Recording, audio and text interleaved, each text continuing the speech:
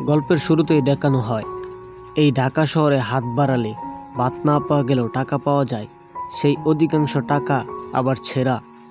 আমরা এক চাচাকে দেখতে পাই, যিনি ছোট থেকে ভিক্ষা করতে করতে এখন প্রায় বৃদ্ধ। তারপরও তিনি ভিক্ষা করতে চলেছে। পুরো ঢাকা শহর ঘুরে ঘুরে তিনি ভিক্ষা করেন। ছেঁড়া টাকা পেলে সদরে গ্রহণও করেন। কেউ যদি নয়া নোট দেয় তবে তার আনন্দ আর ধরে না। গল্পের এই পর্যায়ে রেহান নামের একজনকে দেখানো হয়। সেই কারোর সাথে ফোনে কথা বলতে থাকলে জানা যায় তার বাবা অসুস্থ। সেই সময় রেহান বাসে উঠতে থাকে। ভিক্ষুক চাচা টাকার জন্য হাত পাতেন, তবে রেহান টাকা না দিয়ে বাসে উঠে যায়। বাসে উঠে জানালা দিয়ে শুধু চাচার ভিক্ষা নেওয়াটাই দেখতে থাকে। তখন রেহানের থ্রুতে একটা ফ্ল্যাশব্যাক সিন দেখানো হয়। রেহান তখন ছোট ছিল। তার বাবা জামিল জন্মলগ্ন থেকেই খুড়া, প্রায় সময় মানুষের থেকে ধার দেনা করেই চলে। একদিন জামিল তার ছেলেকে নিয়ে তার বড় ভাইয়ের কাছে টাকা চাইতে আসে। বড় ভাই তখন জামিলকে বলে, বারবার এমন ভিক্ষুকের মতো টাকা চাইতে আসিস কেন? চেয়ারম্যানের কাছ পর্যন্ত টাকা চেয়েছি, মান সম্মান কিছুই রাখলি না। এত কিছু শোনার পরেও টাকা চাইতেই থাকে তার বাবা। যে একটা ছোট্ট রেহান শুধু শুনে জামিল এভাবে টাকা চাইতেই থাকলে বড় ভাই বলে, টাকা দিলে তো শুধু আবার জুয়া খেলেই উড়াস। একে তো ন্যাংরা, আবার জুয়া খেলে সব শেষ করিস। তোকে কে টাকা দিবে? এই জুয়ার কথা শুনে ছোট্ট রেহান কষ্ট পায়। এই ফ্ল্যাশব্যাক সিন শেষ হলে রেহানকে তার গার্লফ্রেন্ড ফোন দেয়। রেহান সেটা রিসিভ না করে তার গার্লফ্রেন্ড টেক্সট করতে থাকলে টেক্সটে বলে, পূর্বিলার বাবাকে বলে তোমার একটা ভালো জবের ব্যবস্থা করলাম, সেটাতে ইন্টারভিউ দিতে গেলে না। রেহানও টেক্সট জানায়, আমি ভিক্ষার চাকরি করব না, এতে তুমি আমার সাথে থাকলে থাকো, না পুষলে চলে যাও। গার্লফ্রেন্ড এরপরও তাকে টেক্সট করে, ফোনও করে। এবার ফোন ধরে রেহান বলে, আমি এখন ঝামেলায় আছি, কথা বলতে পারবো না। ফোন কেটে দিয়ে আবার বাবার কথা ভাবতে থাকে। সেদিন বাড়ি এসে ভাতের থালার সামনে নিয়ে ছোট্ট রেহান মন খারাপ করেছিল।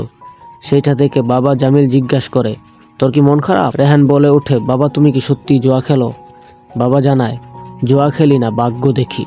ছোটবেলায় থেকেই আমি খুড়া, তাই স্কুলে যেতে পারিনি, মূর্খই থেকে গিয়েছি। সারাক্ষণ ঘর বন্ধ ছিলাম।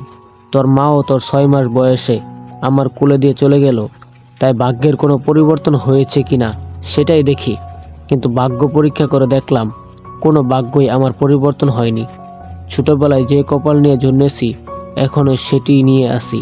কিন্তু আমি তোকে আমার মতো হতে দেব না।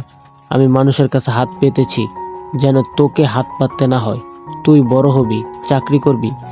এই ফ্ল্যাশব্যাক সিন শেষ হলে রেহানের চোখ দিয়ে অশ্রু নেমে আসে। এর মধ্যে রেহান বাড়ি আসলে দেখে তার বাবা মারা গিয়েছে। রেহান বাবাকে মাটি দেওয়ার পর বাবার এক কথা মনে পড়ে। রেহানকে তার বাবা বলছিল, সবাই জামিলকে ভুলে গেলেও তুই যেন ভুলিস না। বাবাকে কবর দেওয়ার পর রেহান ফোন দেয় তার গার্লফ্রেন্ডকে।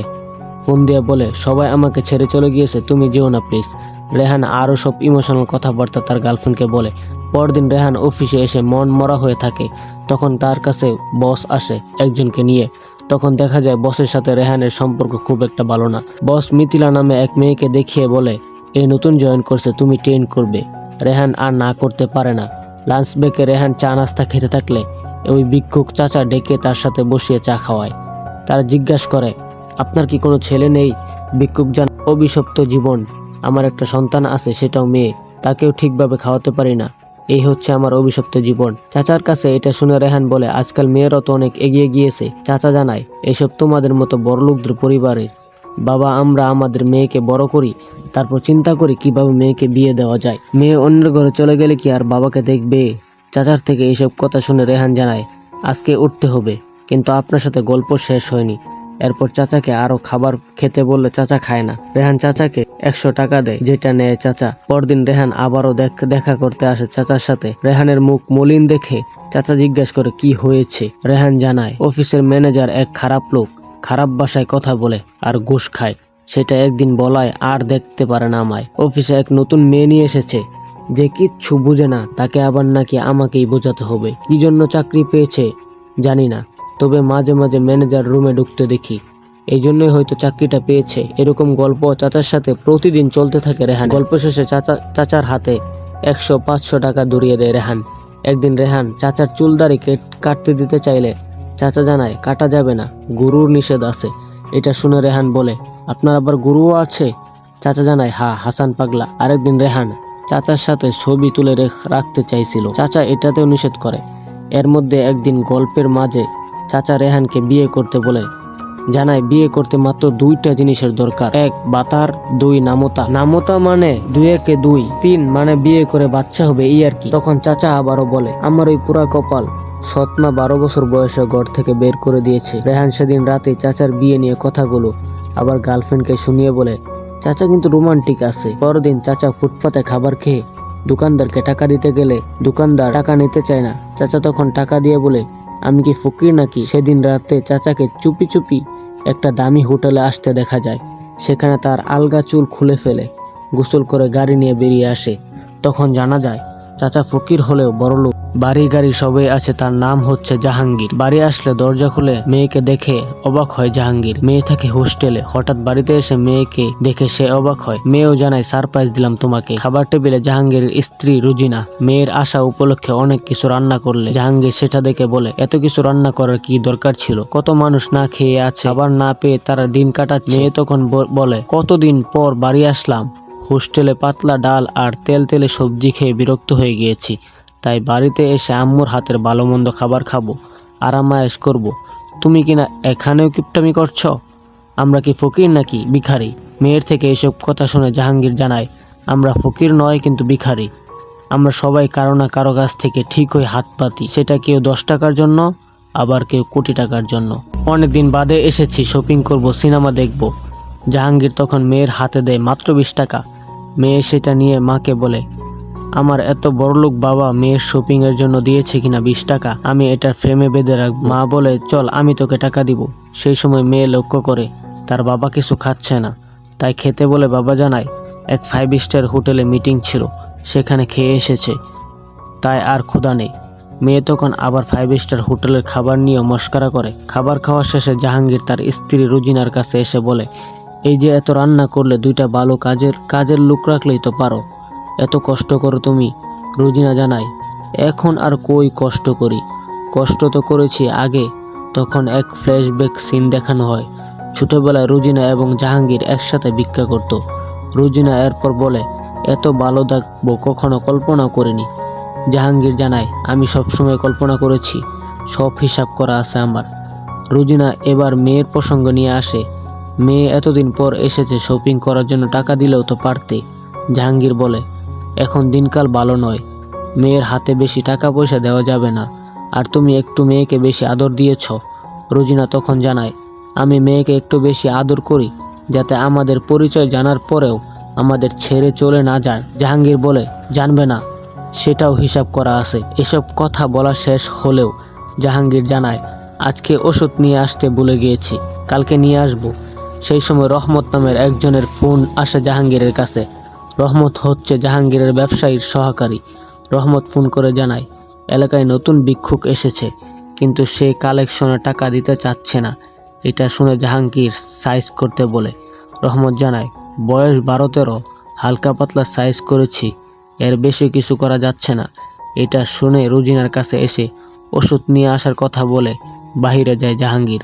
তারপর এসে ওই ছেলেকে জিজ্ঞাসা করে তুই নাকি কালেকশনের টাকা দিচ্ছিস না? ছেলে জানায় হ্যাঁ। তারপর বলে আমার ভিক্ষার টাকা আপনাকে কেন দিতে হবে? জাহাঙ্গীর তখন জানায় শুধু তোকে নয়, আমাকেও দিতে হয়েছে। আবার ফ্ল্যাশব্যাকে নিয়ে যাওয়া হয়। ছোট জাহাঙ্গীর ভিক্ষা করতে আসলে তার কাছে কালেকশনের টাকা চাইতে 2 জন আসে। তখন জাহাঙ্গীর বলে তার কাছে কোনো টাকা নেই। তখন 2 জন লোক জাহাঙ্গীরকে তুলে নিয়ে আসে এক জায়গায়। সেখানে শামসু নামের একজন জাহাঙ্গীরকে জিজ্ঞাসা করে কালেকশনে টাকা দিচ্ছিস না কেন? জাহাঙ্গীর জানায় আমার কাছে কোনো টাকা তো নেই, আমি কিচ্ছু করিনি। শামসু তখন বলে তুই কিছু করিসনি, কিন্তু আমার এলাকায় তো ভিক্ষা করছিস, তাই তোকে টাকা দিতেই হবে। ছোট জাহাঙ্গীর বলে আমার কাছে সত্যিই টাকা নেই, আমার ক্ষুধা লেগেছিল, তাই যেই টাকা ছিল সেটা দিয়ে ভাত খেয়েছি। এটা শুনে শামসু রেগে গিয়ে বলে তোর ক্ষুধা লেগেছে, তুই ভাত খেয়েছিস, আমার ক্ষুধা মেটাবে কে? তোর মা? শামসুর এই কথা জাহাঙ্গীরের চোখে আগুন জ্বালিয়ে দেয়। শামসু চোখ নামাতে বলে, সাথে আরও জানায় কখনো চোখ তুলে কথা বলবি না। এরপর শামসু তার লোকজনদের নির্দেশ দেয় জাহাঙ্গীরের পা থেকে এক টুকরো গোশত নিয়ে বাইরে ঝুলিয়ে রাখতে, যাতে সবাই গোশত দেখে জানতে পারে এই শামসু কি জিনিস। এই ফ্ল্যাশব্যাক দেখানো শেষ হলে জাহাঙ্গীর ধরে নিয়ে আসে ওই ছেলেকে। পা থেকে কাটা মাংসটুকু দেখায়, দেখিয়ে বলে এখানে ব্যথা হয়। সাথে জানায় এখনও ব্যথা হয়। সাথে জানায় শামসু আমার পা থেকে গোশত কেটে নিয়েছে আর আমি ওর কলিজা ছিঁড়ে নিয়েছি, কিন্তু তোর কোনো গোশত কাটবো না। তুই তোর কাজ ঠিক মতনই কর। তোর আরও ছেলে পেলে থাকলে তাদেরকেও লাগা, আমার অন্য ব্যবসায় তোকে লাগিয়ে দেব। সেই সময় ছেলেটি মাথা নিচু করে থাকলে জাহাঙ্গীর মাথা উপরে তুলতে বলে, কিন্তু ছেলেটি আবার বেশি উপরে তাকালে জাহাঙ্গীর বলে এত উপরে তাকাতে বা যাবি না। রহমতের হাইট দেখিয়ে বলে এতটুকু তাকাবি। এরপর জাহাঙ্গীর রহমতকে বলে ইদানিং কালেকশনের ঝামেলা দেখা দিচ্ছে, আমিও তো ফকির সেজে দেখি কালেকশন কত হয়। এই 100 জন ছেলে পেলে করেছে নাকি তুই করছিস জানি না, কিন্তু ধরা পড়লে কিন্তু খবর করে দেব। সেই সময় রহমত একটু মাথা উঁচু করে তাকালে তখন জাহাঙ্গীর মাথা নিচু করতে বলে, রহমত ভয়ে মাথা নিচু করে ফেলে। গল্পটা আজকের মতো এখানেই শেষ করছি। যদি ভালো লাগে অবশ্যই কমেন্ট করবেন। আপনাদের জন্য খুব দ্রুত দ্বিতীয় পর্ব নিয়ে আসবো। চ্যানেলটা সাবস্ক্রাইব করে পাশেই থাকবেন। ধন্যবাদ।